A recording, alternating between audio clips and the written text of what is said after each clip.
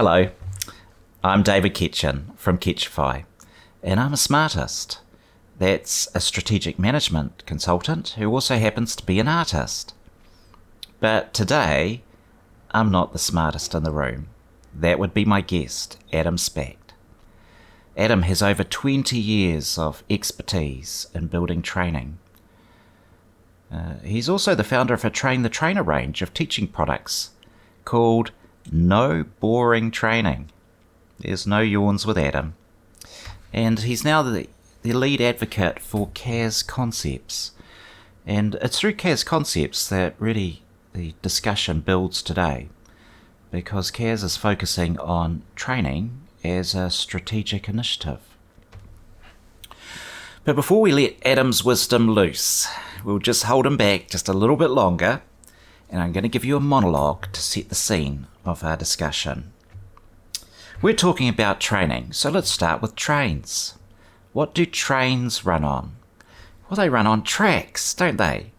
And if you don't have tracks that are absolutely tied to the ground, you've got problems. No one wants loose railway tracks, because then the train's just going to get derailed.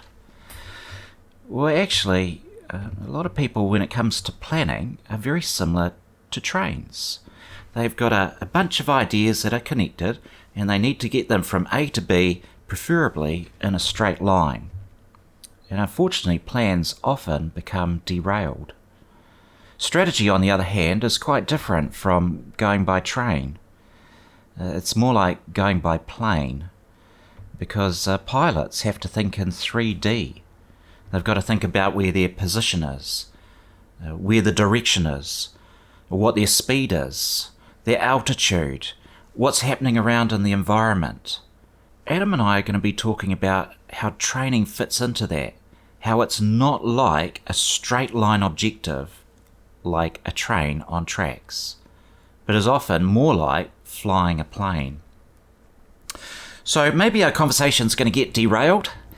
Sometimes it does when we're chatting, but we're going to try and land you safely and hopefully teach you a little bit about how to pilot the training for your organisation.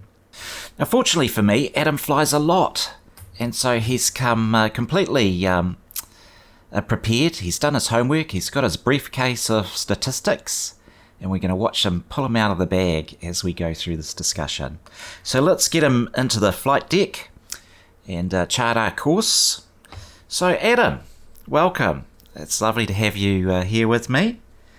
And to begin with, why don't we just sum it all up? Let's just cut to the chase. And can you give me the one key reason training should be viewed as a strategy and not as an compliance issue? Absolutely, David. And thanks for having me, by the way. The simple answer is money. It's as simple as that. Money. Well, you heard it from Adam, everyone. Thank you so much for coming along. But maybe we'll just ask him to give some facts to base that bold statement on. Absolutely. It does get a little more complicated than that, but evidence shows that ineffective training cost companies $13.5 million per 1,000 employees. Think about that just for a second. $13.5 million per 1,000 employees. Magnify that across the working population of really any country, and you get a mind-bogglingly huge amount of money that's just simply evaporating off of P&L sheets across the globe. And then if you even take it beyond just dollars and cents and put it in a value language, if you think about from a strategic leadership standpoint, wanting to improve your inputs to get better outputs, think about the creativity, the innovation, the new ideas that are being lost because of a lack of good quality training. So it's not just the pure dollars and cents, it's also the value, the competitive advantages that can be built through good, effective, quality training. So what I really want to understand next then is, do people value training? Because you're saying it's valuable to business, but what about those who are being trained? Do they value it? After all, most of us spend, the first 20 years of our life getting educated. What do we want it any more for? It's a great question, but the reality is workers are crying out for effective training. 60% of workers indicate in various studies that good effective training helps them perform at a higher level. Millennials are reporting at rates as much as 70% that good effective training helps them to achieve their career goals. Even if we look at retention rates, organizations with good ongoing development, good solid training programs report 30 to 50% higher retention rates. So if the individuals didn't want the training, how come they're sticking around more often at organizations that offer those better training? So I would push back on that statement that, oh, they've all been through university, they're fully trained. Well, the workers themselves are indicating that that's not quite the case. Yeah, fantastic. Thanks for that, Adam. So you'd think with stats like that, which are readily available, I mean, you can just Google it, is training effective? Do people want training, right? You'd think with stats like that, most companies would put training as a support strategy, something to support the business going forward. But that doesn't seem to be the case, does it? No, sadly, no. Forbes just recently had an article that 40% of employees indicated that they were preparing to leave an organization if the company didn't keep up with the training and development needs of those individuals. 60% of employees have reported not receiving any form of training in their workplace environment. So ergo, the answer is no. Those training programs just aren't out there, and as they're not being utilized as often as they should be.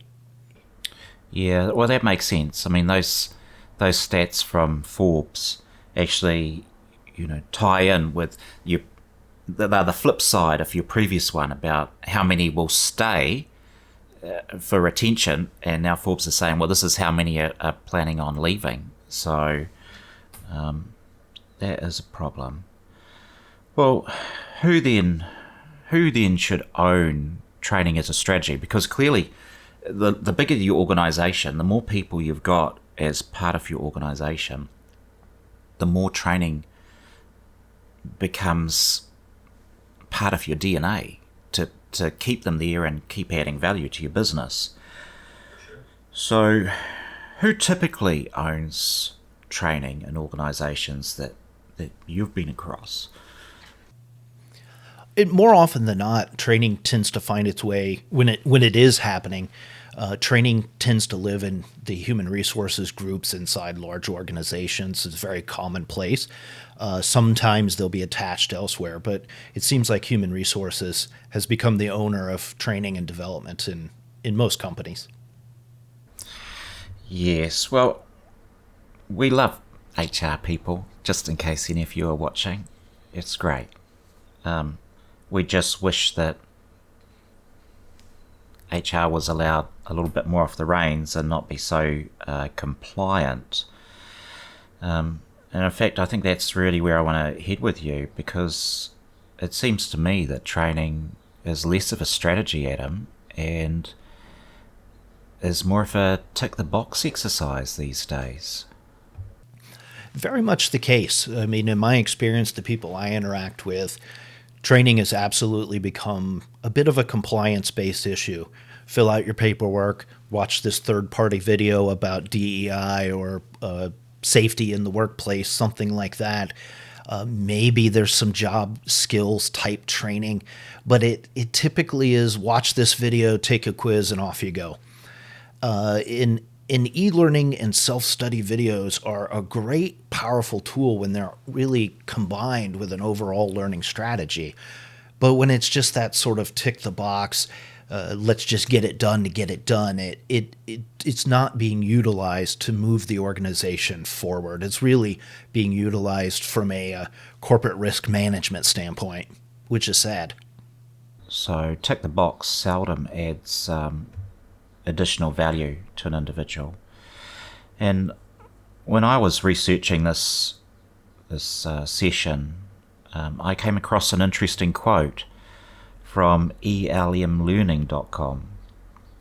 And they've worked with companies such as Apple, Amazon, and Mars. In fact, they had a few chocolate companies. I thought that was quite interesting. And they noted, so this is their words, not mine, HR is reactive in nature. Learning and development are proactive by design. HR delivers checklist training that benefits an organisation, while learning and development seeks to educate individuals. So, two different perspectives there. And I think you're leaning much more heavily on the learning and development with CAS concepts. If you can strengthen the roots of an organisation, the tree's more likely to stand for a long time. Without a doubt, organizations that have a comprehensive L&D program have a 16% increase in customer satisfaction. They report a 24% higher profit margin at the end of the year. So while those HR compliance level issues... Wait. Let's pause there and just say that again for the audience. Companies with comprehensive training programs have how big a profit margin compared to those who don't? 24%, 24. There we go. So, we started this video and I said to Adam, what's the sum it all up? Why should we have training as a strategy? And he said money, right? And all along our flight, he's gone, you can either be losing money or you can be investing in your people, making them feel valuable so you don't have churn in your staff. And in fact, the research is showing you'll get a higher profit. So, training is not a plan. It's not don't put it on the train tracks. You've got to look at it from some altitude and go, where can this take us as an organisation? So where have you found it the best place for training to end up so it can be executed as a strategy? Really, when it's attached at the C-suite or supported directly by the C-suite, I think that's where it makes the most sense, because that's where you're then attached to and supporting the individuals who lay awake at night worrying about things like revenue and margin and talent retention and net promoter score and productivity and these sort of big picture topics. When you have training sort of buried as a team within a team within a team somewhere down the org chart, you lose connection to those big picture issues. So I would argue that an effective learning strategy starts by having your training teams attached at the C-suite level. We just want better outcomes. So thank you, Adam, and thanks to all who have been listening. Really appreciate your company on this discussion.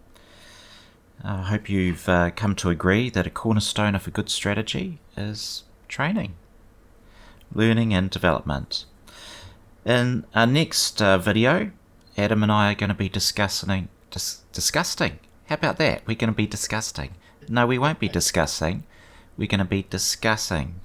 Adam and I will be discussing how to position training as a strategy.